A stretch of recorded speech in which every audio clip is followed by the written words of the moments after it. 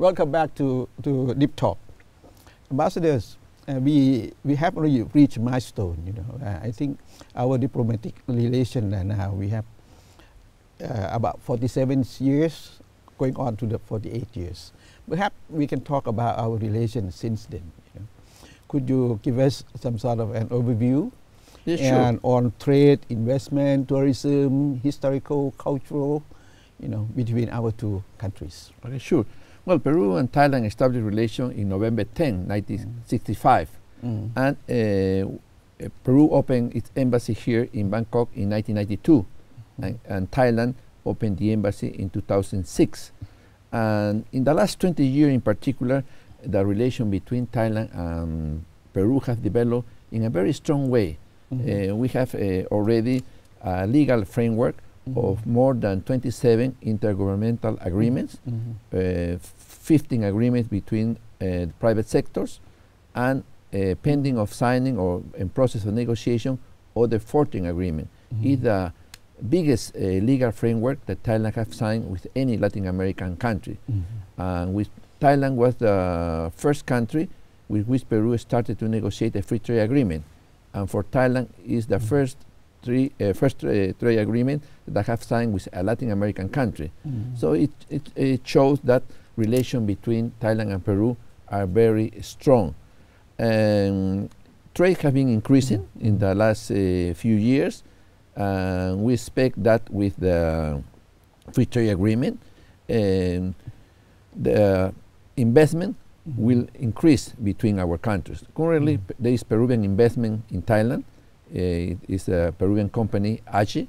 that here is called AGITAI, that produce Bicola. That is a soft drink that is competing with Coca-Cola and Pepsi-Cola in the Thai market, and also now in Vietnam and Indonesia and in India. And they are doing quite well. They have here around 22-24% of the market of soft drinks in Thailand, in just 6 years.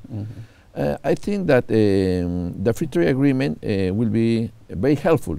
to enhance economic relations, but not particularly in trade, because due to distance and cost, the trading goods will not be in huge amounts.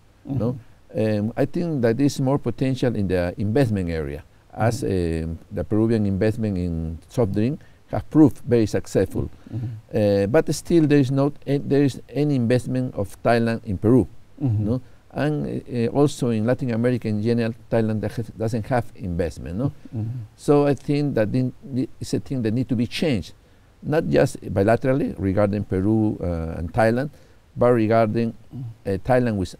Latin America in general, because other ASEAN countries, like for example, Singapore, Vietnam, Malaysia,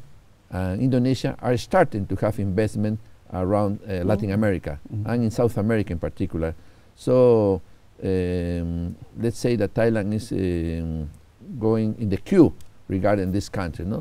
But in general, Thailand is sharing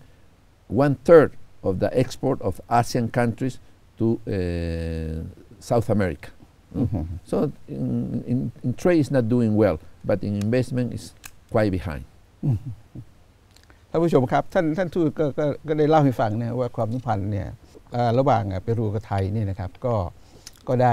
มีมาช้านานนะฮะในเรื่องการค้านี่ก็ยังไม่มากมายนักอาจจะปรับปรุงได้นะครับแต่ว่าก็เพิ่มขึ้นเรื่อยๆนะครับแล้วทีนี้สำหรับเรื่องอย่างอื่นๆอย่างเช่นการลงทุนเนี่ยเปรูนี่ก็มาลงทุนนะบิโคล่า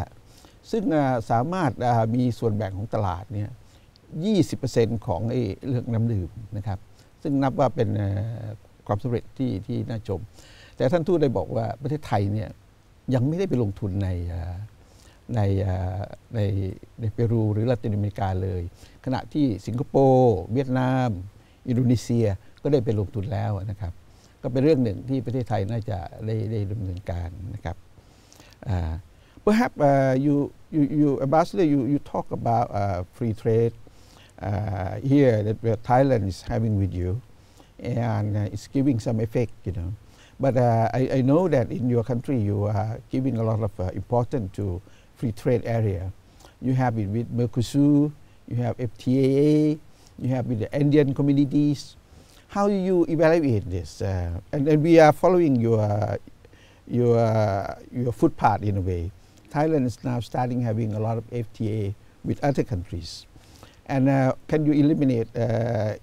us about the status of our FTA with you? I think the former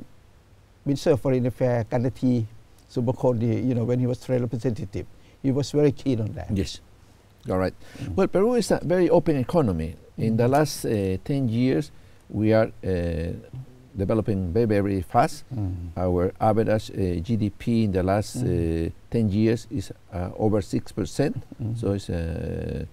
big number. And we have signed free trade agreements and already enforced with Canada, with the United States, we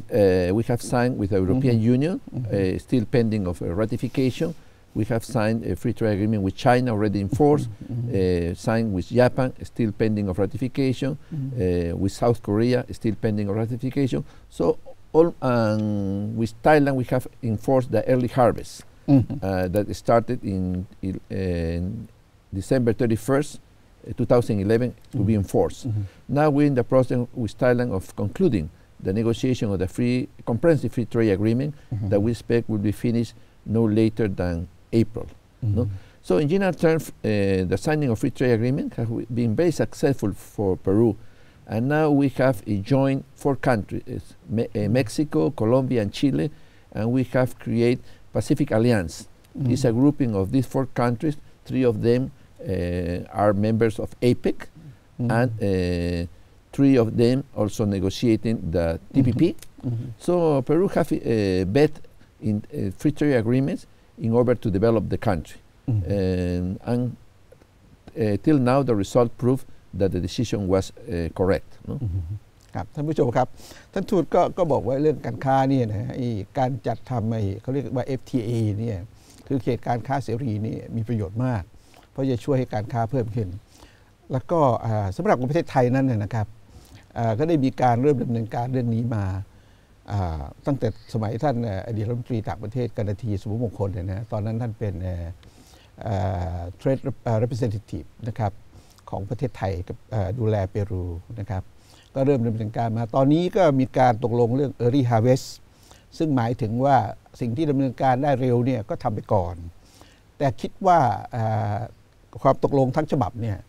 จะสามารถลงนามกันได้ในเดือนเมษายนปีนี้นะครับทีนี้เปรูเองนี่ก็ได้ท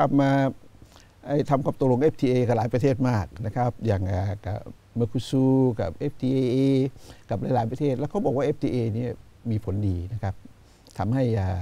การค้าเพิ่มขึ้นก็เป็นความคิดที่ดีหลายๆประเทศก็ทำตามประเทศไทยด้วยนะก็ทำเยอะมาก Ambassadors, what about tourism?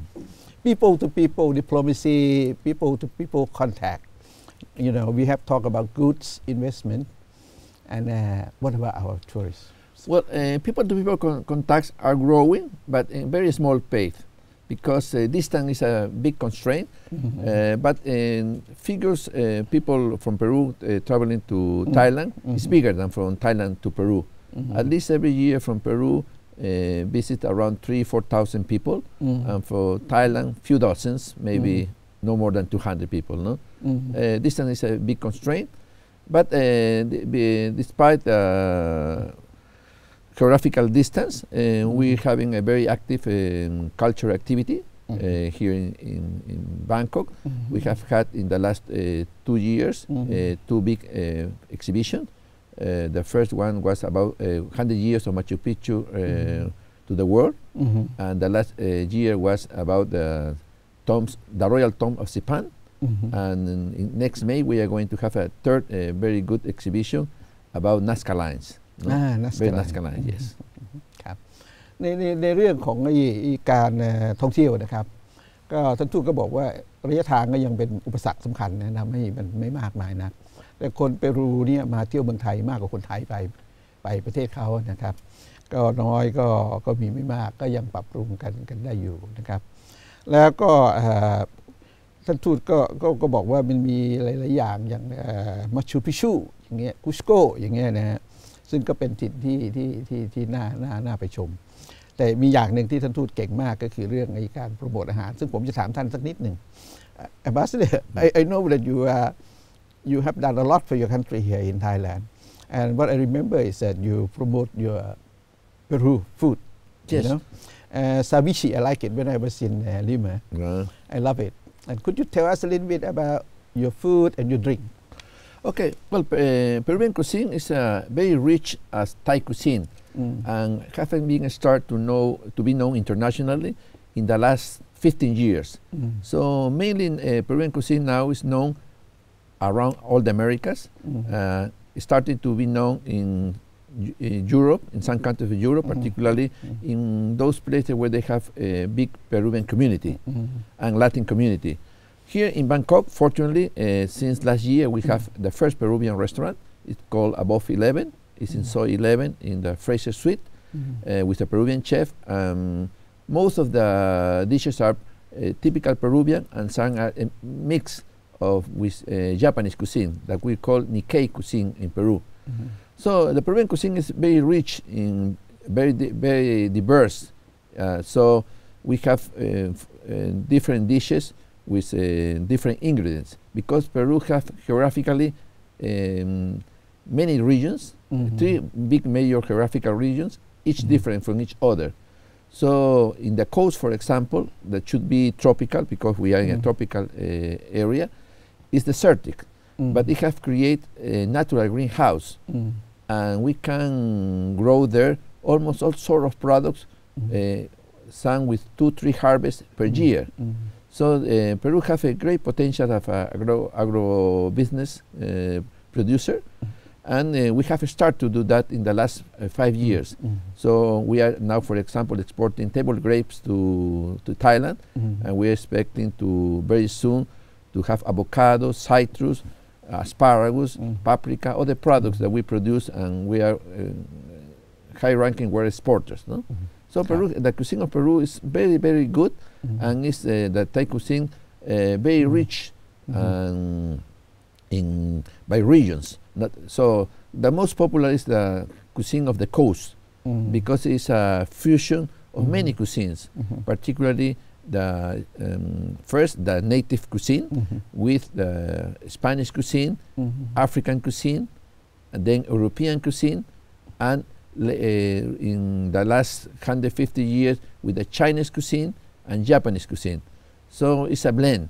but with Peruvian ingredients and with Peruvian inputs. ครับท่านผู้ชมครับเนี่ยท่านก็ได้เล่าว่าอาหารของเปรูนี่มันหลากหลายมากนะครับเพราะว่ามีหลายภูมิภาคแล้วก็หลายชาติที่ไปอยู่ที่เปรูเนี่ยไม่ว่าจะเป็นยุโรปเป็นสเปนิชเป็นญี่ปุ่นนะครับหรือว่าเป็นแอฟริกันอาหารหลากหลายแต่สิ่งที่สำคัญที่สุดนี่ก็คือว่าได้อินพุตจากความเป็นเปรูนะครับแล้วก็เบรกหน้านะครับเราก็จะไปพูดถึงเรื่องอื่นๆที่น่าสนใจเกี่ยวกับเปรู Don't go away